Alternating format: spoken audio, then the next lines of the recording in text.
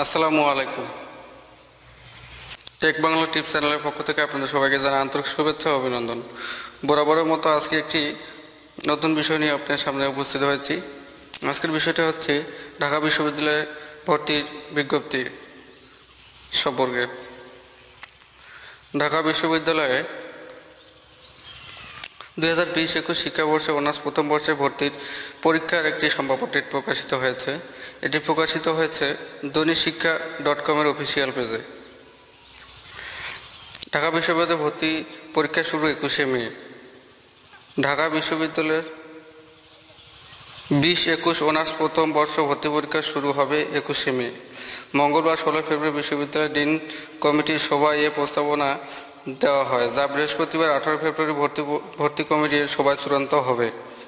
সংশ্লিষ্ট সূত্রে জানা যায়, ভর্তি পরীক্ষা শুরু হবে ক ইউনিট দিয়ে, যা 21শে মে সকাল 10টা থেকে 10:30 পর্যন্ত অনুষ্ঠিত হবে। খ ইউনিটের পরীক্ষা হবে 22শে মে, গ ইউনিটের পরীক্ষা হবে 27শে মে, ঘ ইউনিটের পরীক্ষা 28শে মে ও চ ইউনিটের পরীক্ষা হবে 5ই জুন। সব পরীক্ষা সকাল 10টা থেকে 11টা পর্যন্ত অনুষ্ঠিত হবে। এ বিষয়ে জানতে চাইলে একজন ডিন বলেন, তারিখ আমার জানা নেই, তবে সবাই ভর্তির পরীক্ষার সময় নির্ধারণ করা হয়েছে।